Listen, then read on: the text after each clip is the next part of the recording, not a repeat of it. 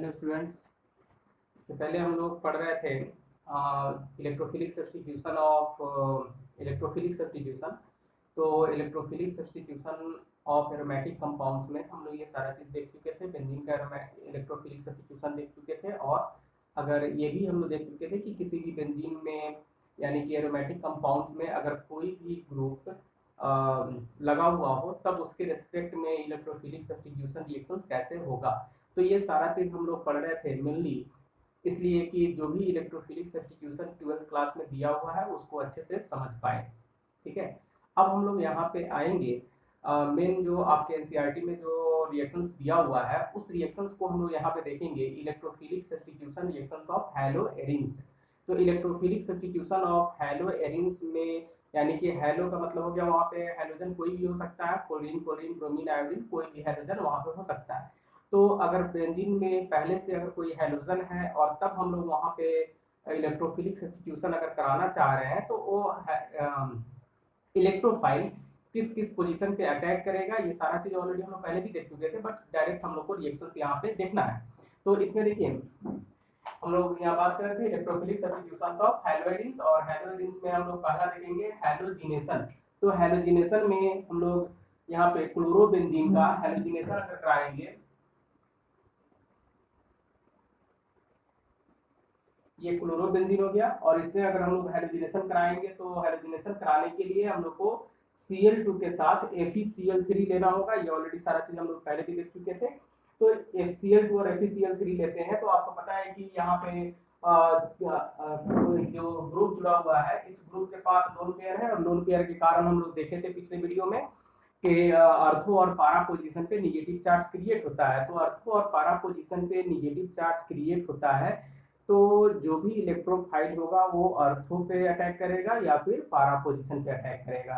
तो यहाँ पे हम लोग वही चीज देखेंगे कि Cl2 के साथ अगर FeCl3 है तो वहां पे Cl प्लस कहाँ पे अटैक करेगा, तो इसके रेस्पेक्ट में इस क्लोरोबेंजीन के रेस्पेक्ट में हम लोग देखेंगे, इसके रेस्पेक्ट में अर्थो पोजीशन पे यहाँ पे अटैक किया, अर्थो डाइक्लोरोबेंजीन बना अर्थो पोजीशन, दूसरा पारा पोजीशन। तो ये तो पहले से ऑलरेडी था, और दूसरा यहाँ पे ये वाला अटैक किया। तो इस तरह से दो तरह का कंपाउंड फॉर्म हुआ, एक अर्थो डाइक्लोरोबेंजीन और दूसरा पारा डाइक्लोरोबेंजीन। तो इस तरह से अर्थो पोजीशन और पारा पोजीशन। अब हम लोग बात करेंगे कि अगर एक ही रिएक्शंस में दो अलग अलग कंपाउंड्स बनता है तो दोनों कंपाउंड्स में कौन से कंपाउंड्स ज़्यादा स्टेबल होंगे और किसका अमाउंट ज़्यादा फॉर्म होगा। तो ऑब्वियस है कि जिस कंपाउंड का स्टेबिलिटी ज़्यादा होता है उसका प्रोडक्ट भी यानी परसेंटेज भी ज़्यादा बनता है। तो इस तरह से हम लोग कहेंगे कि अगर इसमें दोनों कंपाउंड में देखें कि अर्थो पोजीशन पे इलेक्ट्रोफाइल जो अटैक किया और पारा पोजीशन पे इलेक्ट्रोफाइल अटैक करने से जो कंपाउंड फॉर्म हुआ, तो ये दोनों कंपाउंड में कौन ज़्यादा स्टेबल होगा या फिर किसका कौन मेजर प्रोडक्ट कहलाएगा और कौन माइनर प्रोडक्ट कहलाएगा। दैट मीन्स कि किसका अमाउंट ज़्यादा होगा किसका कम होगा। तो यहाँ पे देखिए ये और ये दोनों क्लोरीन दो ग्रुप जितने आपस में नज़दीक होंगे तो इसमें हम लोग का एक टर्म है स्टेरिक हिंडरेंस, या हम लोग स्टेरिक रिपल्सन भी बोलते हैं। तो दो ग्रुप जब भी एक दूसरे के नज़दीक रहते हैं तो एक दूसरे के नज़दीक होने के कारण एक का लोन पेयर या दूसरे का लोन पेयर या एक ग्रुप दूसरे ग्रुप को रिपेल करते हैं, यानी कि एक ग्रुप दूसरे ग्रुप को एक दूसरे से दूर रखना चाहते हैं। ठीक है, तो इस कारण से क्या होता है कि उस सिस्टम में स्टेबिलिटी कम हो जाता है। तो अगर हम लोग यहाँ पे देखेंगे तो इसके रेस्पेक्ट में और इसके ये दोनों काफी नजदीक है, जबकि ये और ये दोनों ग्रुप एक दूसरे से काफी दूर पे हैं। तो वहां पे हम लोग देखेंगे कि अर्थो वाले जो कंपाउंड्स हैं वो माइनर कंपाउंड्स कहलाएंगे, यानी कि उसका स्टेबिलिटी कम होगा और वो कम अमाउंट में फॉर्म होंगे। और दूसरा जो है वो पारा पोजीशन पे अटैक कर रहा है तो पारा वाले जो कंपाउंड्स है वो मेजर प्रोडक्ट कहलाएगा, यानी कि उसका परसेंटेज ज्यादा होगा। दैट मीन्स कि वो ज्यादा अमाउंट में फॉर्म होंगे। ठीक है, तो इस तरह से माइनर ये वाला माइनर बनेगा और दूसरा ये वाला मेजर बनेगा। तो जितना भी इलेक्ट्रोफिलिक सब्स्टिट्यूशन रिएक्शन होगा वहां पे इसी तरह का प्रोडक्ट फॉर्म होगा, एक माइनर और दूसरा मेजर। तो अर्थो पोजीशन पे अगर रहेगा तो माइनर हो जाएगा और पारा पोजीशन पे रहेगा तो मेजर हो जाएगा। एक्सेप्शन हो सकता है कहीं आगे दूसरे कहीं में भी हो सकता है, बट यहाँ पे अगर हम लोग देखें एरिन्स के केस में, तो यही रूल फॉलो करेगा सभी रिएक्शंस में। तो इस तरह से हम लोग देखेंगे कि अगर हमको दूसरा रिएक्शन नाइट्रेशन कराना हो तो उसके लिए हम लोग को कंसंट्रेटेड H2SO4 और कंसंट्रेटेड HNO3 लेंगे। तो हीट करेंगे तो यहाँ पे ऑर्थो पोजीशन पे नाइट्रो ग्रुप ऐड होगा और दूसरा पारा पोजीशन पे नाइट्रो ग्रुप ऐड होगा। इसका अगर हम लोग आईपीएसी नेम लिखेंगे तो 1 क्लोरो 2 नाइट्रोबेंजीन फॉर्म होगा, और इसका अगर कहेंगे तो 1 2 3 4 1 क्लोरो 4 नाइट्रोबेंजीन बनेगा। तो ये वाला माइनर और ये वाला मेजर हो जाएगा। ठीक है, नेक्स्ट उसके बाद आते हैं सल्फोनेशन।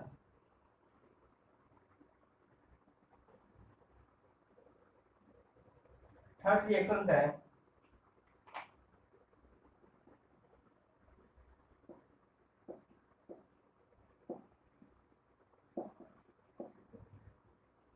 सल्फोनेशन, यानी कि अगर हमको सल्फोनिक एसिड ऐड करना हो तो इस तरह से हम लोग देखेंगे। फिर से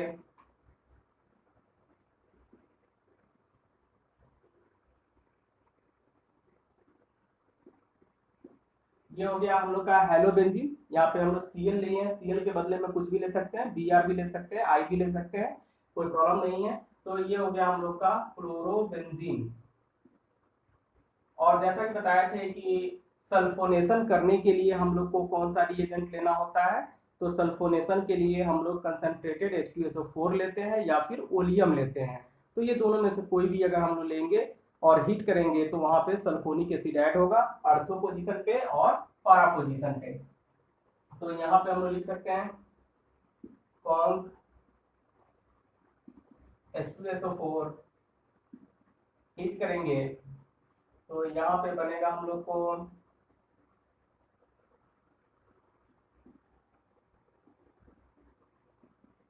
सल्फोनिक एसिड प्लस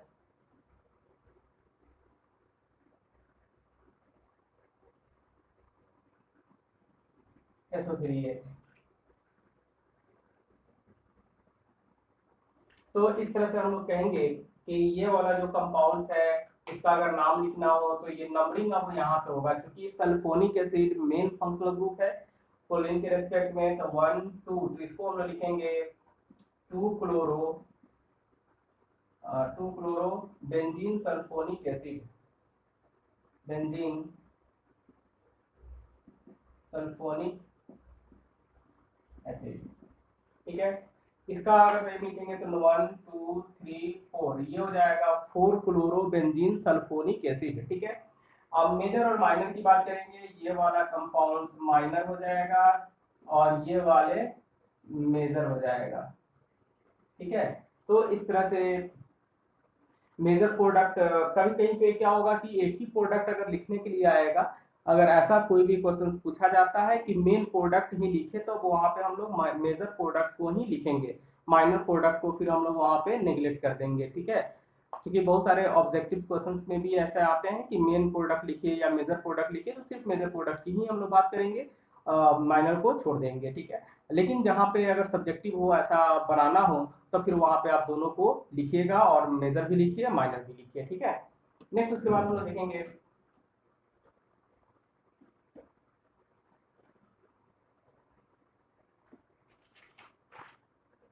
सल्फोनेशन के बाद है हम लोग का चौथा फ्राइडल क्राफ्ट।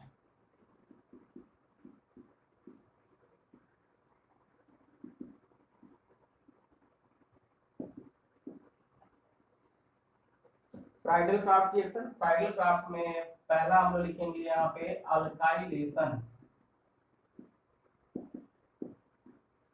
तो फ्राइडल क्राफ्ट में अल्काइलेशन देखेंगे। अल्काइलेशन में इस तरह से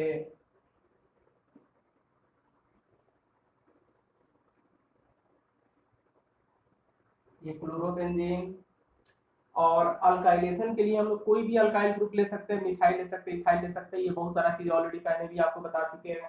ठीक है, तो यहाँ पे अगर हम लोग CH3Cl और प्लस AlCl3 लेंगे, हीट करेंगे तो इससे क्या होगा,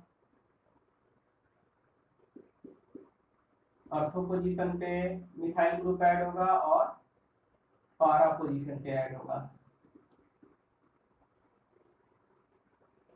इस तरह से तो ये हो गया हम लोग का ऑर्थोक्लोरोटोल्विन, यानी कि अगर इसको हम लोग नंबरिंग करें तो इसमें ये 1 हो जाएगा, ये 2 हो जाएगा। आईपीएसी नेम में लिखेंगे तो 1 क्लोरो 2 मिथाइल बेंजीन लिखेंगे। और अगर कॉमन नेम में लिखना हो तो ऑर्थोक्लोरोटोल्विन लिखेंगे, क्योंकि ये वाला जो कंपाउंड है इस तरह से मिथाइल के साथ इसको अगर बंद कर दे तो ये टोल्विन कहा जाता है। तो और उस मिथाइल के रेस्पेक्ट में क्लोरीन अर्थो पोजीशन पे है तो इसको कहेंगे ऑर्थोक्लोरोटोल्विन, और इसको कहेंगे पारा क्लोरोटोल्विन। और आईपीएसी नेम में बोलेंगे 4 मिथाइल 1 क्लोरोबेंजीन या 4 मिथाइल क्लोरोबेंजीन। सॉरी, अल्फाबेटिकल अगर लिखना है अल्फाबेटिकल लिखेंगे तो 1 क्लोरो 4 मिथाइल बेंजीन। ठीक है, तो ये हो गया फिर यहाँ पे माइनर, और ये हो जाएगा मेजर। ठीक है, नेक्स्ट उसके बाद हम लोग देखेंगे इसमें ये अल्काइलेशन के बाद acylation, Friedel-Crafts acylation.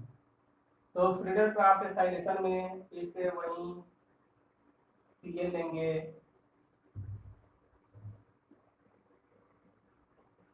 Plus acyl group अब यहाँ पे लिखेंगे हम लोग CH3CO, इसके साथ Cl, और फिर यहाँ पे एनहाइड्रस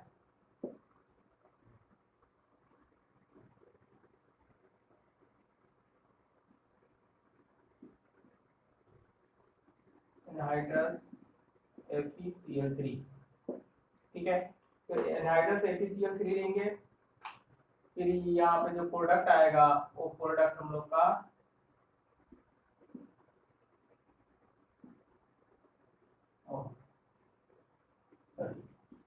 COCH3, ये वाला प्रोडक्ट ऐड होगा। ठीक है, ये अर्थो पोजीशन पे। और दूसरा यहाँ पे हम लोग देखेंगे CH3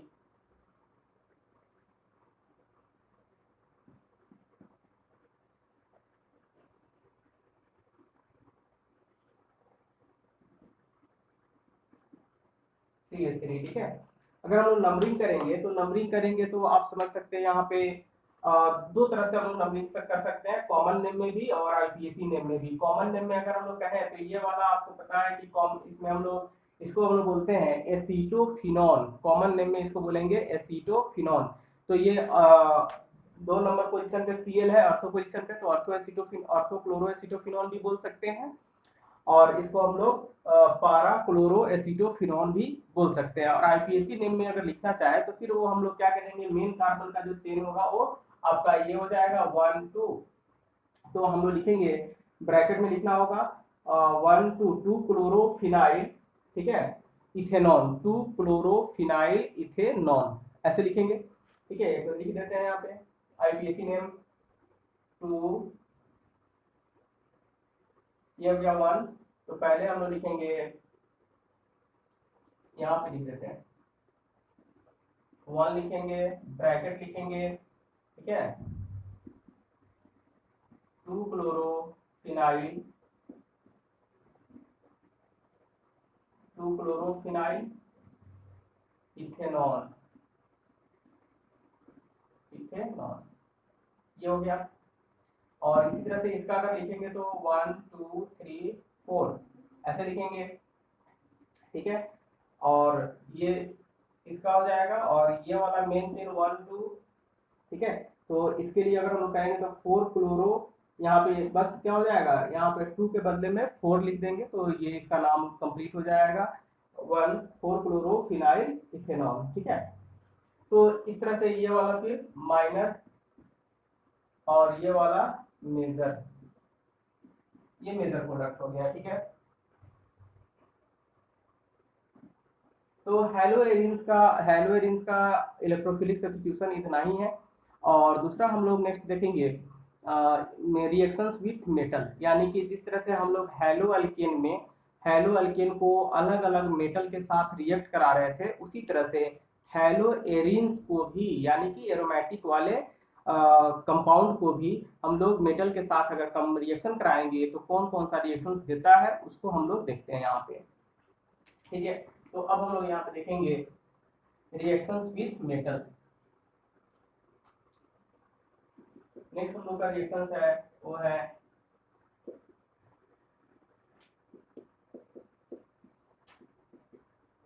reactions with metal.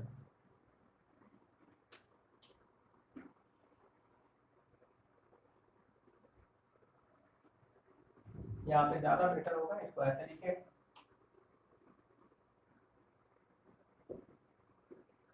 Reactions of हेलोरीन with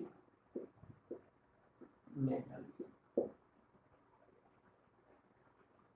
तो रिएक्शंस ऑफ हेलोरीन विथ मेटल्स, ठीक है। तो मेटल के साथ रिएक्शन कराएंगे। सबसे पहला रिएक्शन हम लोग यहाँ पे देखते हैं कि एक एक्चुअली यहाँ पे एक रिएक्शन हम लोग यहाँ पे याद करते हैं पिछले वाले रिएक्शंस में, ऊर्ज रिएक्शन, ठीक है। तो ऊर्ज रिएक्शंस में हम लोग क्या किए थे, ये हेलोरीन का रिएक्शन नहीं है बट हेलो अल्किन के रिएक्शंस में हम लोग ऊर्ज रिएक्शन पढ़े थे। ऊर्ज रिएक्शन में हम लोग क्या करा रहे थे ऊर्ज रिएक्शंस में कि यहाँ पे एक कंपाउंड था RCl हेलो अल्केन, यहाँ पे हम लोग 2 सोडियम ले रहे थे प्लस फिर यहाँ पे हेलो अल्केन ले रहे थे। तो ये हेलो अल्केन में ड्राई ईथर के प्रेजेंस में रिएक्शन करा रहे थे, ड्राई ईथर। तो यहाँ से 2NaCl रिमूव हो जा रहा था और 2NaCl रिमूव होने के बाद ये कार्बन चेन और ये कार्बन चेन दोनों एक दूसरे के साथ ऐड हो जा रहा था, यानी कि 2 अल्काइल ग्रुप आपस में कंबाइन करके हायर अल्केन का फॉर्मेशन कर रहा था। तो ये ऊर्ज रिएक्शन था। एक्चुअली इसका जरूरत पड़ेगा, इसलिए यहाँ पे आपको बता दिए, डिवीजन करा दिए। तो इसका जरूरत हम लोग को पड़ने वाला है, ठीक है। तो ये अल्केन का रिएक्शन है, बट यहाँ पे हम लोग को मेन एरिन्स का रिएक्शन देखना है। तो एरिन्स में पहला रिएक्शन हम लोग देखेंगे, एक है फिटिक रिएक्शन।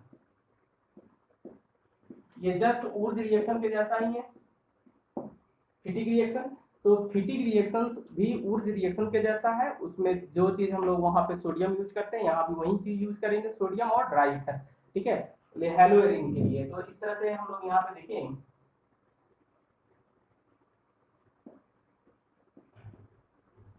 ये हो गया क्लोरोबेंजीन, सेम ऊर्ज रिएक्शन के जैसा, प्लस 2 यहाँ पे सोडियम लेंगे, फिर से यहाँ पे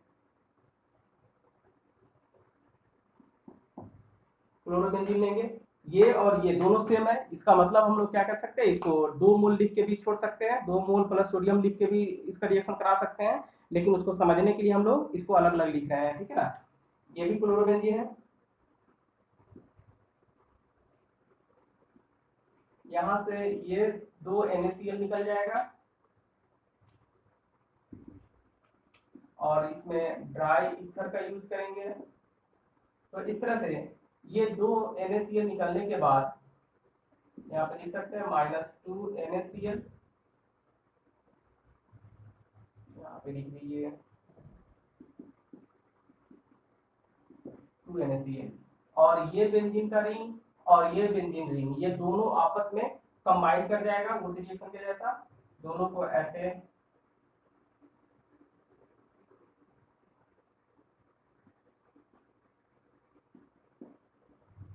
तो इस तरह से 2 एरोमेटिक ग्रुप को अगर ऐड करना हो तब हम लोग यहाँ पे फिटिक रिएक्शन को लिख सकते हैं, जस्ट ये ऊर्ज रिएक्शन के जैसा ही है, ठीक है। तो इसको हम लोग बोलेंगे डाइफिनाइल, डाइफिनाइल या बाइफिनाइल भी बोला जाता है। तो इसको हम लोग बोलते हैं फिटिक रिएक्शन। तो 2 इस तरह से एरोमेटिक कंपाउंड्स, यानी कि अगर हम लोग कोई भी हेलो एरिन्स में सोडियम डाल के अगर रिएक्शन कराते हैं ड्राई ईथर के प्रेजेंस में, तो वो हेलो एरिन्स का जो एरोमेटिक ग्रुप है वो आपस में ऐड हो जाता है, ठीक है, और इस तरह से डबल चेन का एरोमेटिक कंपाउंड बन जाता है ऐड होने के बाद। तो ऐसे रिएक्शंस को हम लोग बोलते हैं फिटिक रिएक्शंस, ठीक है। अब दूसरा रिएक्शन है ऊर्ज फिटिक रिएक्शन।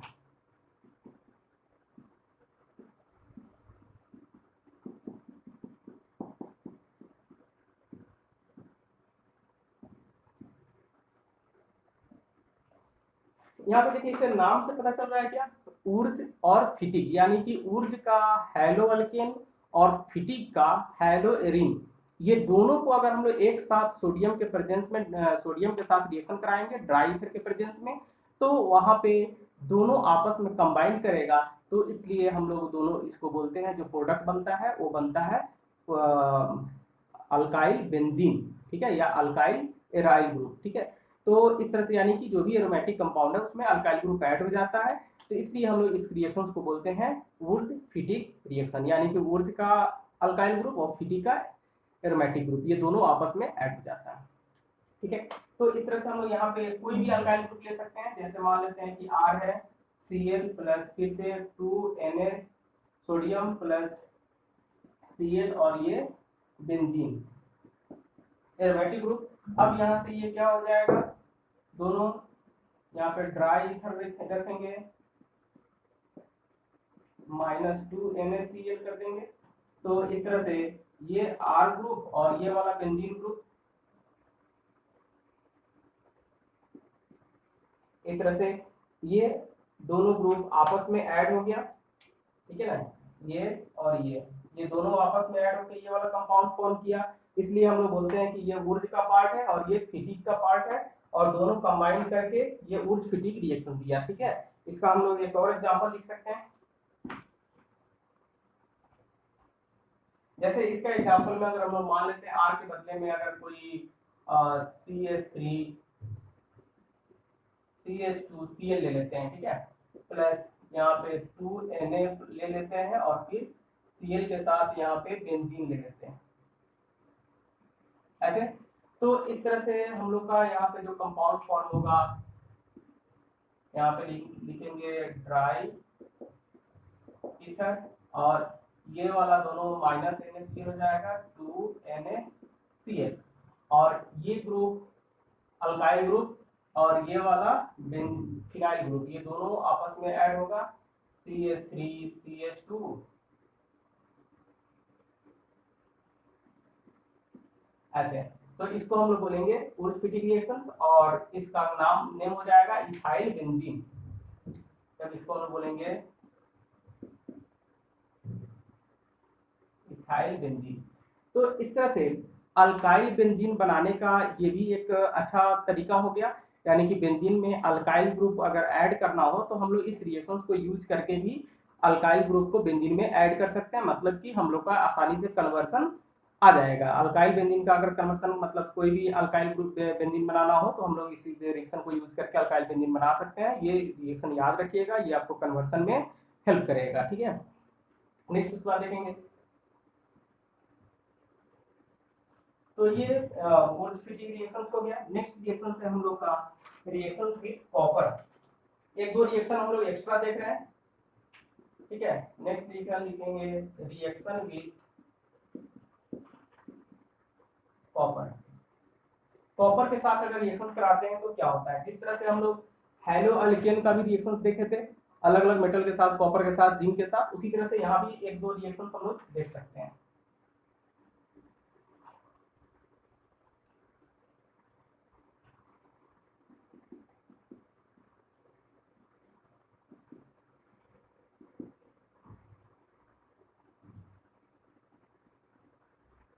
ऐसे इसको बोलेंगे आयोडोबेंजीन, ये भी आयोडोबेंजीन, और इसको हम लोग सील ट्यूब में रिएक्शन कराते हैं, ठीक है। इसको ऐसे लिखते हैं,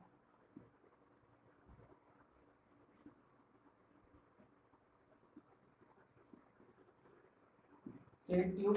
तो यहाँ पे क्या होगा, ये भी जस्ट फिटिक रिएक्शन के जैसा ही है, ये भी क्या होगा फिटिक रिएक्शन के जैसा, दोनों एरोमेटिक ग्रुप यहाँ पे ऐड हो जाएगा और इससे भी बाइफिनाइल बनेगा।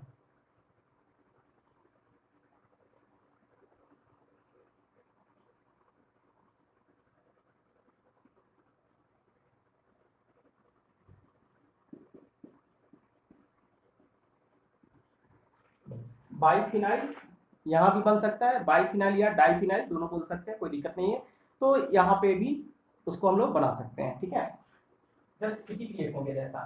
दूसरा रिएक्शन है नेक्स्ट उसके बाद, वो है लिथियम रिएक्शन विद लिथियम, या रिएक्शन विद मैग्नीशियम देख लेते हैं।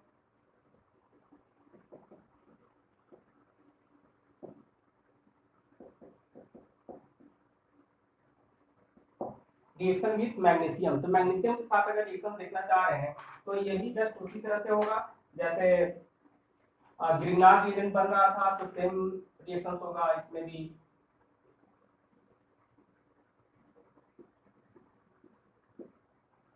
यहाँ पे Br ले लेते हैं, यहाँ पे मैग्नीशियम ले लेते हैं। तो इस तरह से ये जो रिएक्शन आएगा वो रिएक्शन आएगा हम लोग का MgBr, ठीक है। तो इसको हम कहेंगे एराइल मैग्नीशियम ब्रोमाइड या फिनाइल मैग्नीशियम ब्रोमाइड, इसका नेम हो जाएगा फिनाइल मैग्नीशियम ब्रोमाइड। जस्ट ये ऊर्ज रिएक्शन के जैसा ही है, सॉरी मतलब ग्रिग्नार्ड रिएजेंट जैसे फॉर्म हो रहा था उसी तरह से ये भी रिएक्शन वही होगा मैग्नीशियम के साथ। नेक्स्ट उसके बाद देखेंगे रिएक्शन विथ लिथियम।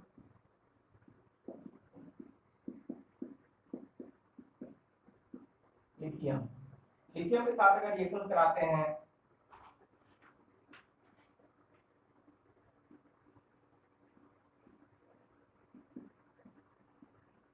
लिथियम, तो ये फिनाइल लिथियम बनेगा।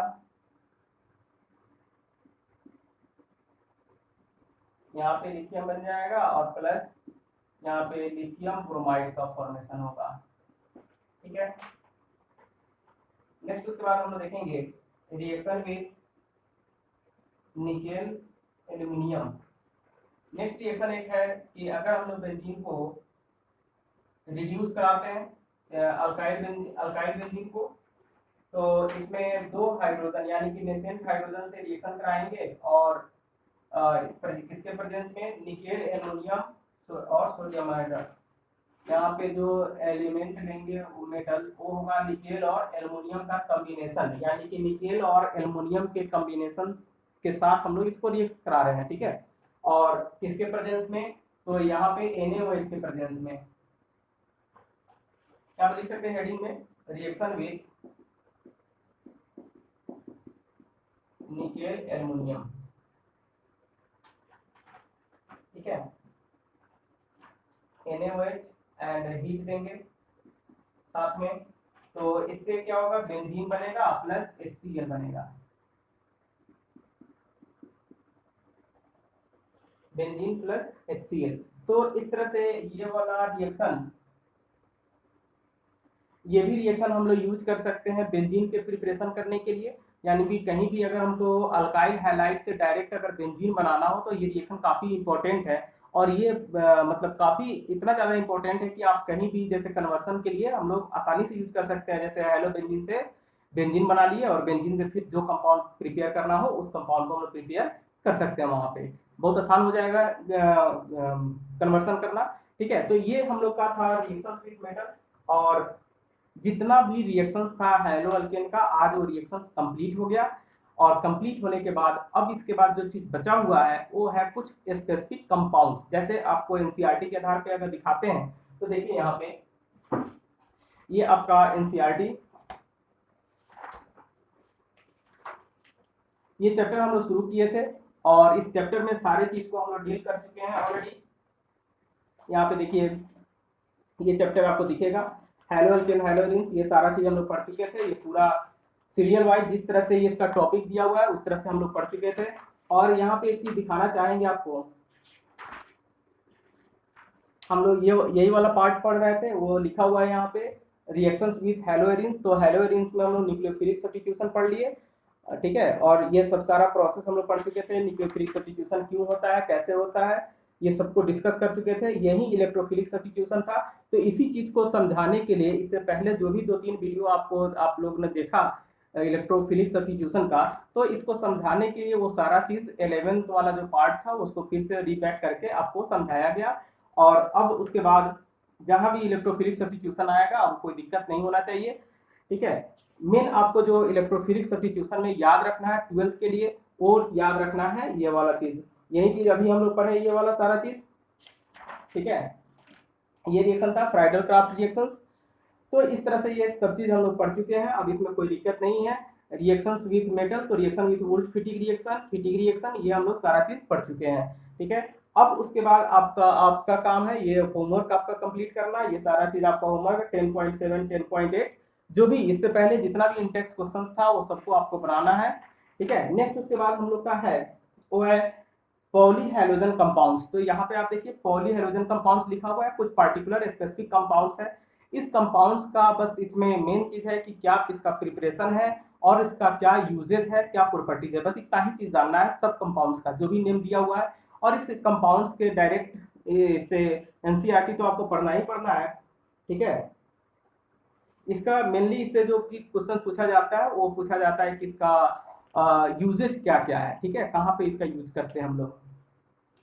तो अगर आपको इस कंपाउंड के बारे में भी ये सब जो पॉलीहेलोजन कंपाउंड लिखा हुआ है इसको अगर आप अपने से पढ़ सकते हैं तो बढ़िया है। अगर आप चाहते हैं कि इस पे भी अगर आपको वीडियो दिया जाए तो आप कमेंट सेक्शन में कमेंट करके हमको बता सकते हैं कि इस पे भी अगर वीडियो आपको चाहिए तो ये सभी जितना भी पॉलीहेलोजन कंपाउंड्स है उस पर भी हम लोग डिटेल वीडियो आपको बना के देंगे। ठीक है, उसके बाद नेक्स्ट हम लोग करेंगे ये चीज करने के बाद तब उसके बाद आपका आता है एक्सरसाइज। अब हम लोग यहाँ पे क्या करेंगे, क्योंकि ये फर्स्ट चैप्टर है कैसे रिएक्शंस कराना है, किस तरह से कन्वर्सन करना है रिएक्शंस का, किस तरह से रिएक्शन बनाना है, एक कंपाउंड से दूसरे कंपाउंड को प्रिपेयर करना हो तो कैसे करेंगे। जैसे कि ये बहुत सारे कंपाउंड्स यहाँ पे दिए हुए हैं ये सारा चीज। ठीक है, तो इस एनसीईआरटी के जितने भी एक्सरसाइज के क्वेश्चंस है वो सभी क्वेश्चंस को फिर से हम लोग आपको हम वीडियो बना के आपको पूरा प्रोसेस बताएंगे। ठीक है, पूरा उसका सॉल्यूशन रहेगा आपके पास, जब चाहे तो अब आप उसको देख सकते हैं, जब भी एग्जाम से पहले आप उसको रिवीजन करने के लिए भी यूज कर सकते हैं। और अभी आपको क्या होगा एनसीईआरटी पढ़ने में या बनाने में आपको आसानी होगी, रिएक्शंस को समझने में कि कैसे रिएक्शन को याद रखेंगे, कैसे उसको समझेंगे, कैसे उसका कन्वर्सन करेंगे। ठीक है, तो आप रेगुलर वीडियो देखते रहिए और जहाँ भी आपको लगता है कि कोई कंसेप्ट अगर भूल गए हैं तो आप पिछले वीडियो को रिकवर कीजिए, फिर से पिछले वीडियो को देखिए। ठीक है, साथ में आप अपने दोस्तों के साथ शेयर कीजिए, सब्सक्राइब कीजिए। और जो भी आपके आसपास में कोई भी ऐसे बच्चे हो जो मतलब फी देने में असमर्थ हो इंस्टीट्यूट का तो आप उनको रिकमेंड कर सकते हैं, ये वीडियो रेगुलर देखें, हम रेगुलर वीडियो डालते रहेंगे और इस तरह से पूरा आपका चैप्टर भी कंप्लीट होते जाएगा, पढ़ाई भी होते जाएगा। ठीक है, धन्यवाद।